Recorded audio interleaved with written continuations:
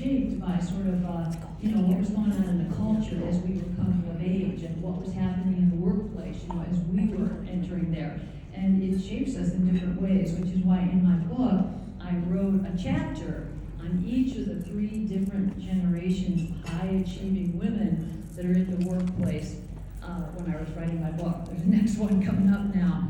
But the interlopers, which was really the baby boomers, my generation, the influential insiders, the Gen X's, the I'm no feminist but women, that next group that came along. And then the millennials, I called them the influential insiders. But really different. But we all have strengths and we all have weaknesses and differences, and we really need to understand each other. So that's why when we were talking about today, Julianne and I decided to really carve out time for a conversation. And so I'm going to talk a little bit, and I'm going to tell you a few stories, but then we really wanted time to definitely, I want to hear from you, because that's really valuable to me. I want to hear what's on your mind. What do you want to hear? What are you challenged by? So, in terms of myself, I would say that number one, I'm the daughter of incredible parents. Both of my parents were college graduates. Yeah. I'm the big sister of 7 kids. Wow. And I am the mother, a single mother, raised my son, one son, raised him by myself, and I'll tell you a story about that.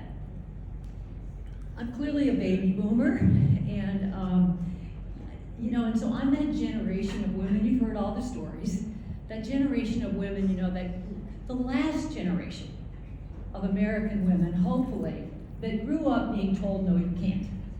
No, you can't be a doctor, no, you can't be a lawyer, no, you can't be a pilot or a soldier or a police officer or a TV newswoman, nor a sports reporter, and you most definitely cannot go in sports locker rooms. But I was also lucky enough, my generation was also lucky enough to be born at a moment of incredible change in the United States of America.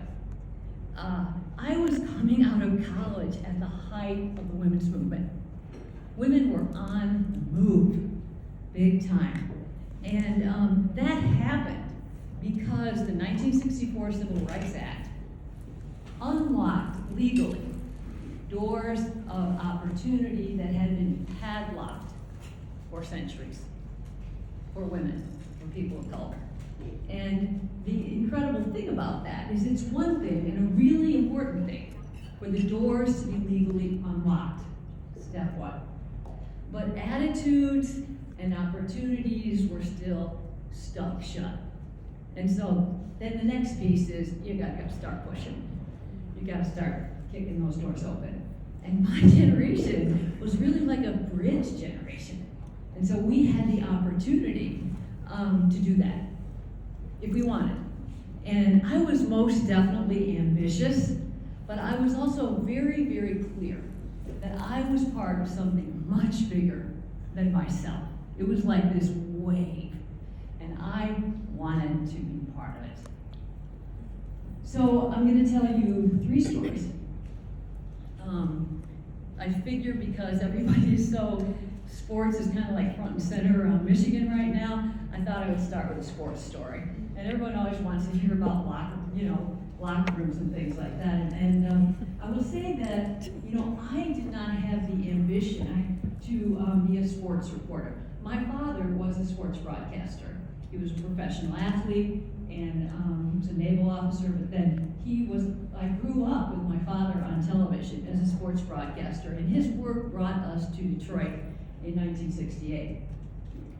So grew up with sports around the dining room table, but that was not my ambition to be a sports broadcaster. But I went into journalism, and I was a television news, radio and television news reporter for almost 8 years, and I had been working out in California, and I really wanted to come home. And so I came home, I was visiting my parents, and I was interviewing with the TV stations in Detroit. And Channel 2, WJBK TV, it was CBS back then, it's Fox 2 now. News director there said to me, well, like your resume, I like your videotape, but I don't have any news jobs right now. How about doing sports? And this was 1978. And I said, well, let me think about that. And I wanted to think about that because I wanted to talk to my father about it. Because my father at that moment was the sports director at WWJ Radio, and he was the president of the Detroit Sports Broadcasters Association at that moment. And I was a news reporter. You know, women were breaking barriers and first all over the place.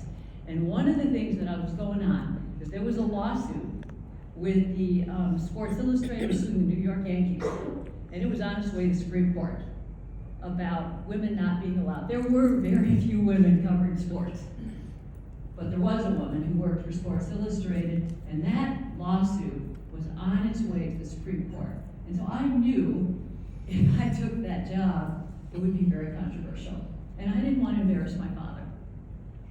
And so, you know, we went visiting them, we're sitting at dinner that night, and of course my parents are like, well, how'd job interview go, Annie? And I said, well, I got an offer from Channel 2.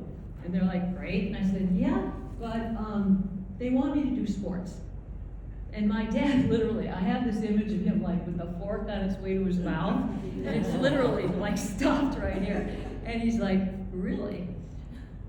And I said, yeah, and he said, you take that job. Ooh. And I said, yeah, but Dad, if I take this job, I'm gonna have to get in this whole locker room fight. And my father said, absolutely. You don't go in those locker rooms, you will have no credibility as a sports reporter. So, I took the job, and my dad told me, number one, you gotta go to all the teams immediately, introduce yourself to the general managers, and tell them you're gonna be covering their team, you want credentials, and tell them, and of course I want access to your locker rooms.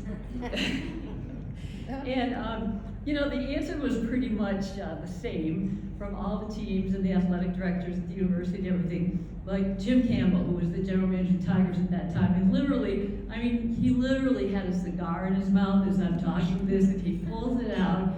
He like came across the desk at me, and he said, over my dead body, you are going in our Tiger clubhouse. And the amazing thing about all that is that I was hired in November of '78. In the spring of '79 is when the Supreme Court refused to hear the case. The New York Appellate Court ruling stood, and it sent shockwaves everywhere through sports, that they said you cannot discriminate on the basis of sex. And so you either let accredited women journalists have equal access with men to those locker rooms, or you keep everybody out. And this is why other male journalists were not supportive of me having equal access to those locker rooms, because they never thought the teams would let women in. And they thought that we would destroy it, their access to the inner sanctum, and they would, you know, not let them in. But, and the thing that I would say about that is that, you know, it's one thing for the courts to rule and say you have a right, which is essential. But it's an entirely different thing to be like a rookie female sports reporter, standing outside a professional sports locker room, literally practically hyperventilating, and forcing yourself to walk in those doors and face whatever's waiting for you on the other side. And there were plenty of interesting things waiting for me on the other side. Lots of tests. But I want to share with you a story about a test that all the tests were not in the locker rooms. And the story I want to share with you is about a test that occurred at the Detroit Athletic Club. And I don't know if all of you know about the DAC, but the DAC is a very, it was like the premier business club in Detroit. And of course, for decades and from the beginning, women were not allowed to be members there. And even if they were going to an event there with their spouse, they were not allowed to go in the front door. You know, the women had to use the side door. So, you know, a very interesting place. And so I took the job, And, you know, within, I don't know, the first year, I think, that I was there, the general manager of the TV station came to me and he said, "Hey, Ann, we have a tradition here that every year the sports team goes down and talks to the Beavers at the DAC." And he said, "So I guess you should go." I'm like, "Okay." So the Beavers the Detroit Athletic Club has different clubs within the club, and the Beavers are men who, many of them had sports backgrounds in some way, and they would have lunch around the pool. And before lunch, they would play kind of a game of water polo that they would call basket brawl. And so you have all these men, you know, having this rousing game in the water, and then they get out of the pool and they put on bathrobes, and they're sitting around the pool, you know, with beautiful tablecloths and everything, having a wonderful lunch, and a speaker come in. So we go down there, and the presentation starts, and I was with like Jim Price and Ray Lane and Charlie Neal, were, you know, my colleagues there. And we started the questions, and somebody asked a question to Charlie Neal about the Pistons, and then he answered the question, and then somebody yelled out, "Hey, Ann, what do you think about that?" And before I could answer, about 150 men laughed. And then another question at one point, somebody said, asked me about the University of Michigan football team. Now, I had covered every one of their games. I had traveled with the team. I'd been to a lot of practices. I'd covered the Rose Bowl with the team the year before. And, you know, so I answered the question, no problem. And when I finished, somebody yelled, "Oh, your father told you that." And 150 men laughed again. And that's pretty much how it went. And another interesting thing about it is that my colleagues, my male colleagues from Channel 2, they didn't say one word. They just kind of let the fun go on. And so obviously they had me for dessert that day. But that's not really the point. The point is what happened the next year. Because next year, the general manager came to me and said, "Okay, Ann, it's Beavers time again. I know what happened last year. It was absolutely horrible. You don't have to go." Oh no, I'm going. But I went to my dad and I'm like, "Dad, here we go again." And my father said to me, "Annie, I have a way that you can win those Beavers over." And I'm like, "Really?" And he said, "Here's my plan. Here's what you got to do." And I said, "There's no way I'm doing that." And he said, "You have to trust me." I'm like, "Okay, well, it just can't get any worse than what happened the year before." And so I had to talk two of my colleagues, my sports colleagues, into it, and neither one of them wanted to do it. But I'm like, please do this for me. And so what happened was we go down there, and right before lunch program is ready to begin, Ray Lane says, "There's this gentleman that wanted to meet Ann. We're just going to come over here and introduce her, and then we'll get going with the program." And so they come around and bring me over to meet this gentleman, and then before anything can happen, they push me right in the pool. Oh, Push me right in the pool. And it's winter. I have on leather boots, lots of warm clothing. Threw me right in the pool. And of course, the Beavers are like, they're jumping in the water to save me. Like they're throwing off their bathrobes, they're jumping in the pool to save me. And you know, so I pull myself out of the water, and they push me in 2 more times. And so finally, I get out, and my dad's plan ended, I think, right about there. And so what I ended up doing was, there was like a little dressing room, and I went to this dressing room, and I'm standing there like, what am I gonna do now? And I took off all my clothes, except my underwear, and I put on one of those bathrobes that was hanging there. And I walked back in there, and I got a standing ovation. And we went up to the table, started answering questions, and nobody laughed. And the insight about that I wanted to share are 2 things. Number 1, mentors. I never would have figured out how to win those Beavers over. And my dad, he's a man. He understands male culture. It was a locker room culture, really. And he also knew that the way they initiate the new president of the Beavers is they throw him in the pool. Oh. He knew that too. mentors are so essential in terms of helping you avoid those landmines that can really just blow up on you, or at least how to deal with them. And the other piece about that is expect to be tested, especially if you're in any kind of a change agent role. Expect to be tested and welcome those tests, because they're really opportunities to show you know your stuff and that you belong there. And if you meet those challenges, it will lift you to the next level.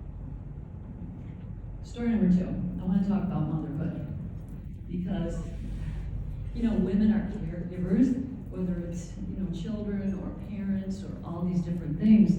Most women carry an extra load still in terms of that. And I was the big sister of 7 kids, and I didn't know if I really wanted to get married, because I kind of helped raise my brothers and sisters.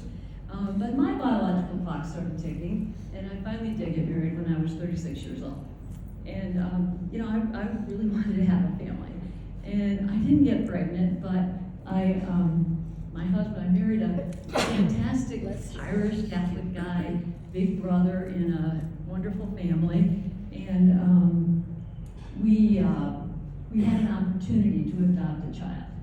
And that's an entirely different story. It's a long story, but it's an amazing story of how that happened.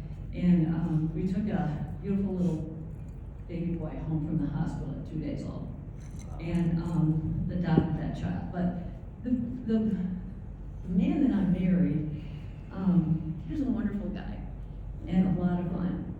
But I discovered after we got married that his drinking was a really very serious problem. And there was drug abuse and drinking, and the conflict started. And then, then we have this child, this incredible child, and I was like, this has got to stop. You wanted this child, you got to get it together again. And really, things got very dangerous for me. And I will tell you that I had to save my son, and I had to save his mother. And so when he was 1.5 years old, I left, and we ended up getting a divorce, of course. And by the time Kevin was 7 years old, I had to sit my son down and tell him that his father had died. So I raised him very much by myself. And the thing I want to tell you about that is that the importance of recognizing toxic situations. And whether it's your spouse or family or a work situation, pay attention. Get out of there. Run. And I'm not saying be a quitter. I was raised as an Irish Catholic, marriages forever.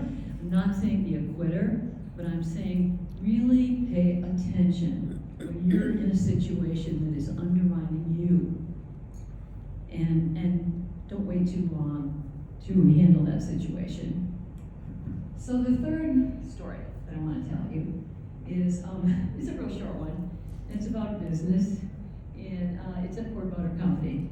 And when I was at Ford, I didn't really have any sponsors at all, but I had a couple of mentors.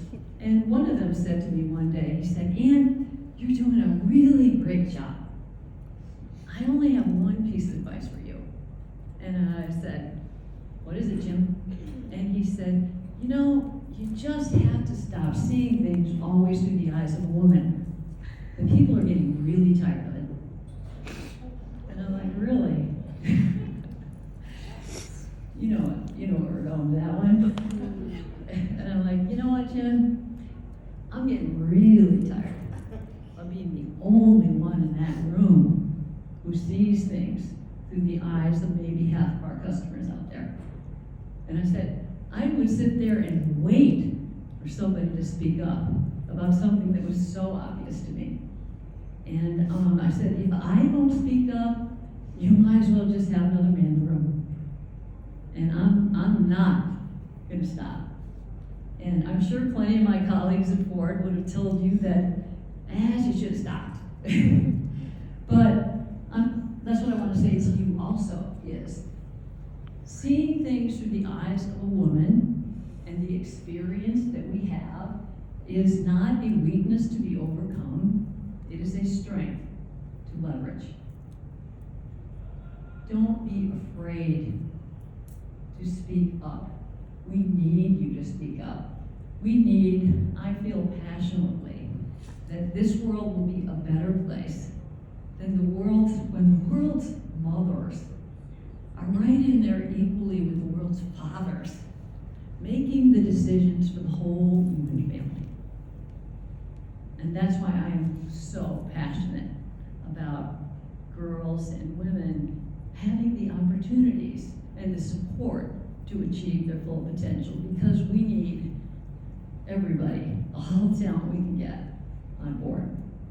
So, last thing I want to say is just 6 things that I have learned are really important, and I hope that each one of you will do. One is dream bigger. Dream bigger than my generation was able to. Who could imagine? Number 2, believe in yourself. Faster. Faster. It takes too long sometimes for women to understand their magic, their potential, their power. Number 3, find mentors. They're absolutely essential, and they can really help you navigate the landmines we all run into. Number 4, recognize toxic situations. Pay attention. You're all going to run into them, whether they're people or work environments. Recognize them and grow. Number 5, I want you to fight. I want you to fight for the life you want. The kind of ability to do fantastic work and have a great life. And I believe you can have it all. You can have your all. And make sure that you're in charge of that and you're shaping that. And my last piece is support other women. Amen. Because one of my mantras is, every woman for herself is a losing strategy. So let's talk.